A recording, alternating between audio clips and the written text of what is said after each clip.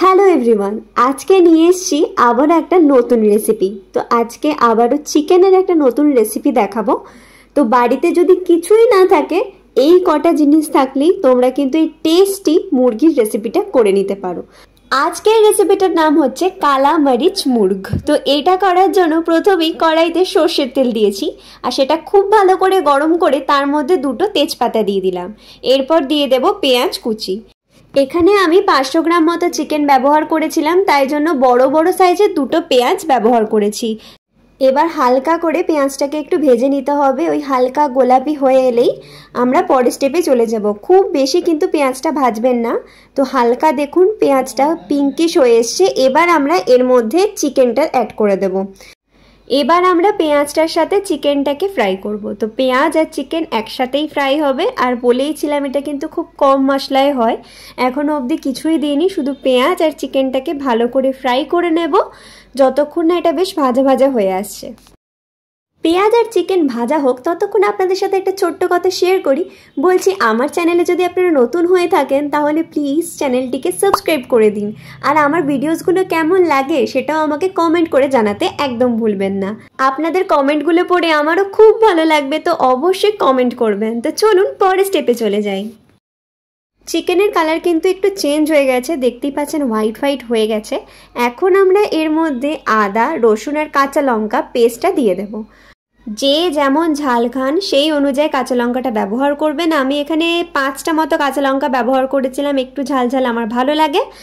আর এরপর আবার কি ওই একইভাবে কিন্তু কষাতে থাকতে হবে। তো এটা এই অ্যাকচুয়ালি রান্নাটা এমনই, মানে কষিয়ে কষিয়ে রান্না করা। আর দেখছেন একবারে আমরা লবণ অ্যাড করে দিলাম পরিমাণ মতো। তো একটুখানি কম লাগছিল, আর একটু অ্যাড করলাম 1.5 চামচ মতো লবণ দিয়ে। এরপর একদম সাঁড়াশি নিয়ে বসেছি এটাকে ভালো করে কষানোর জন্য, কারণ জল নেই, তাই জন্য নিচ থেকে ধরে যাওয়ার একটা সম্ভাবনা আছে। সেই জন্য কিন্তু বেশ ভালো করে কষাতে হবে চিকেনটাকে। এবার ভালোভাবে কষে এসেছে, এই সময় আমরা দিয়ে দেবো গোলমরিচের গুঁড়ো, মানে এটাই হচ্ছে কালা মরিচ যেটাকে বলে। তো গোলমরিচের গুঁড়ো দিয়ে ভালো করে কষতে থাকবো। এরপর কিন্তু কালারটাও দেখবেন একদম চেঞ্জ হয়ে কালো কালো হয়ে এসছে। এই রেসিপিটা কিন্তু বেশ ঝাল ঝাল হয়, আর এই রেসিপিটা আপনারা রুটি ভাত যে কোনো কিছুর সাথে কিন্তু ট্রাই করতে পারেন। খুবই টেস্টি হয় রেসিপিটা। তো দেখুন কালারটা কিন্তু দেখতে দেখতে চেঞ্জ হয়ে গেছে। এরপর আমরা কেটে রাখা টমেটো দিয়ে দিচ্ছি। আর টমেটো যদি না থাকে বাড়িতে আপনারা সেক্ষেত্রে টক দই ব্যবহার করতে পারেন। যেহেতু টমেটো দিয়েছি আমি আর টক দই ব্যবহার করব না। তো গোলমরিচ পড়েছে এর মধ্যে, লবণ পড়েছে, আর এই টমেটো পড়লো। আর কিন্তু কিছুই এখানে ব্যবহার করা হয়নি এখনো অবধি। এরপর হালকা একটুখানি আমি জল অ্যাড করব, দিয়ে একটু কষাবো। তো বাড়িতে আপনারা যখন এটা ট্রাই করবেন তখন কিন্তু কনস্ট্যান্ট ওই গ্যাসের সামনে দাঁড়িয়ে কষিয়ে যেতে হবে। এটাই একটা ডিফিকাল্ট পার্ট আর কি বলতে পারেন। আদারওয়াইজ এটা খেতে এতটাই টেস্টি হয় যে এই ডিফিকাল্টিটা আপনাদের কাছে কিছুই মনে হবে না, কারণ এত কম মশলা এত টেস্টি একটা ডিশ আপনারা তৈরি করে ফেলবেন। তো এই দেখুন একদম সুন্দর করে কিন্তু কষে গেছে, তেল ছেড়ে এসছে। এবার আমরা টুকটাক মশলা অ্যাড করব।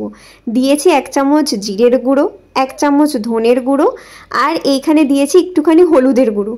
তো আমি সাজেস্ট করব আপনাদের হলুদটা না দিতে, যেহেতু আমার বাড়ির লোক মানে আমার বাবা স্পেশালি একদম না খাবে না এরকম সাদা সাদা যদি চিকেনটা হয়, হলুদ না দিলে খেতেই চায় না।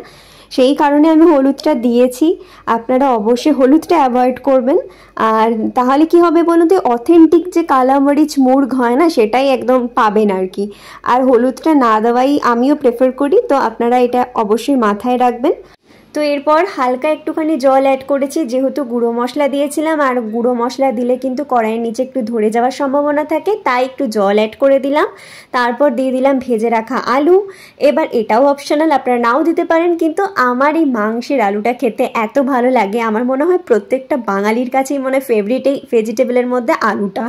তো আমিও ব্যতিক্রম নই, তাই জন্যই আমি আলুটা অ্যাড করে দিয়েছি। এবার চিকেনের যেহেতু আমি ঝোল খাবো সেই কারণে সেই পরিমাণ মতোই আমি জল অ্যাড করেছি।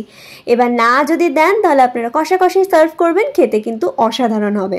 তো এদিকে চিকেন তো সেদ্ধই হয়ে গেছে, যেহেতু একটু ঝোল অ্যাড করলাম তাই পরিমাণ মতো লবণ আর সামান্য গরম মশলার গুঁড়ো দিয়ে দিলাম। ব্যাস, এবার ফোটার অপেক্ষা, ফুটে উঠলেই গরম গরম নামিয়ে ফেলবো।